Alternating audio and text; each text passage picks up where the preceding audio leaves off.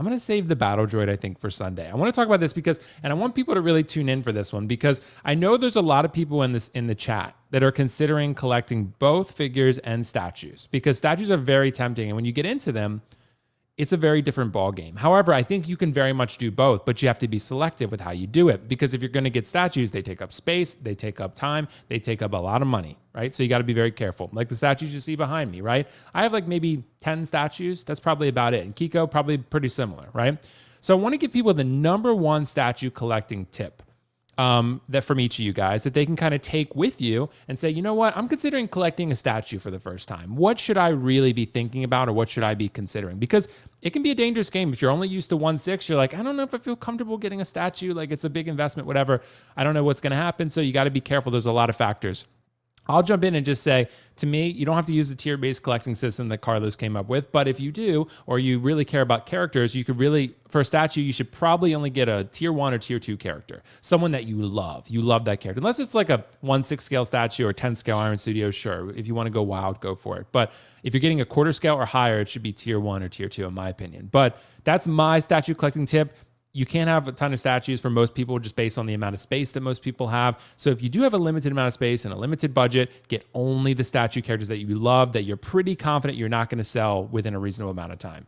Carlos, I hope I didn't take yours. What's your number one tip?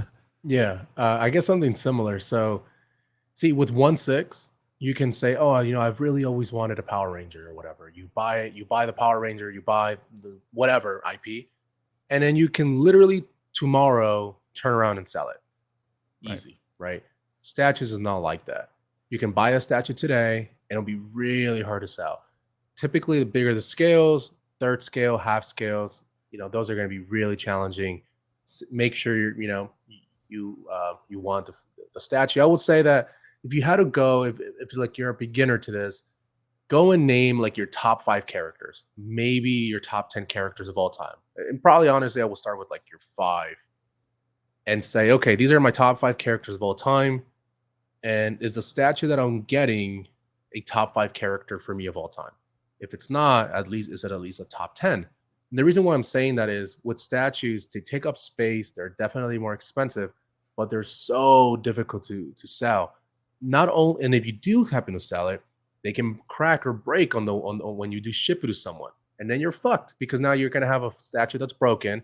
You're going to have to refund them whether you like it or not. eBay or PayPal, they will side with the other person. And now you have a broken statue, and then you're going to have to resell for even less. So it is a huge undertaking to go on ahead and get a statue. So make sure that they are a top 5 character, worst top 10 character, and understand the question of like, is this something that I see myself owning for 2-3 years or plus? This is not 1/6 where you can buy it, change your mind, and get rid of it. It's not like that at all. If it's a 1/10 scale, then maybe that's a little different, but we're talking quarter scale or more. Like this is Jin Sakai. You know what I mean? And here's the worst part. If you own a Jin Sakai, if you own a statue like this, and you happen to, and what is this retail for? $1,100? Like $1,200, yeah. And it's still in stock? Yep. So you would probably have to sell this for like $800, something like that, yeah, right? Probably. Okay. And if you happen to have broken a piece and you glued it back, you have to let that person know. And then that's going to make you go even cheaper on the price. If that statue has been sitting for a long time, it's going to be one of those. So again, can you own a statue? I think a statue is by far better as far as presence wise than a 1/6. It definitely is. Because they're bigger to, certain poses you can achieve.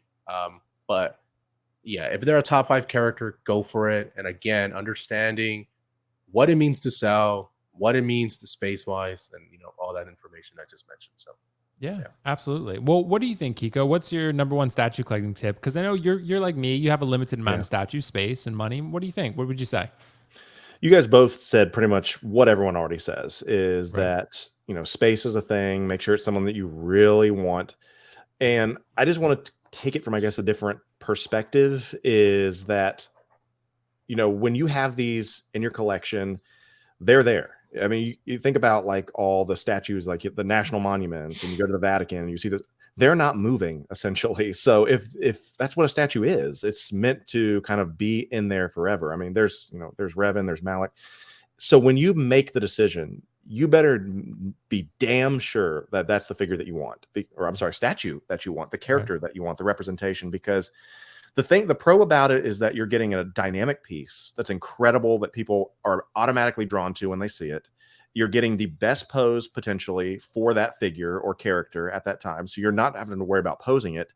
But then you just need to make sure that if all those tick your boxes, that, okay, I'm happy that this is not going anywhere and that it's going to be there forever. I think that's the number one thing, is that when you get one, there is the price commitment. Yes, there's the space commitment, but you're not moving it essentially. You know, I have that PCS Venom that's is essentially as big as me.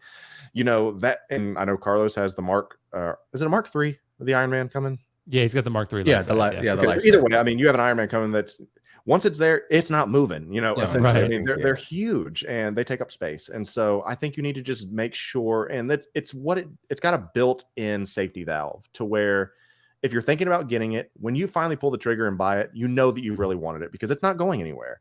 And so just pick, whenever you're deciding between a statue, just realize, hey, once I get this, it's never leaving. Am I okay with this? It's almost like a tattoo. I almost got a tattoo. I don't have any tattoos, but when I almost got a tattoo one time when my dad died, and I thought to myself, okay, yeah, I'm emotional right now, and I really would like this to kind of keep this in remembrance, blah, blah, blah. But in 5 years, do I still want to be able to answer to why I have this? I don't think so. Same thing with the statue. Do you really want to explain in 5 years why it's here? If so, then cool. Yeah, go for it. But if you're like, I don't even think I'll be wanting it in a couple years, don't get it by any means. Because like Carlos said, you will not be able to move it. And that's a dangerous thing. Yeah, it is. And selling statues is difficult. I mean, it really is. It's doable. A lot of people do it. I've sold some, but I have sold some at significant loss. I mean, I have. I mean, I sold the Prime 1 Joaquin for basically about half of what I paid for it, you know, and I had to. It wasn't like, you know, I love that statue, but it was like I moved back to Maryland and my space changed. I had nowhere to display it. I had, bro. Yeah, I should have Geek. I tried to sell it to Optical and he almost bought it, but I sold it on eBay actually. But yeah, I mean, like, it's just life changes. So like for me, like I'm gonna get the life size, and I only need, let's just be honest, one life size of an Iron Man.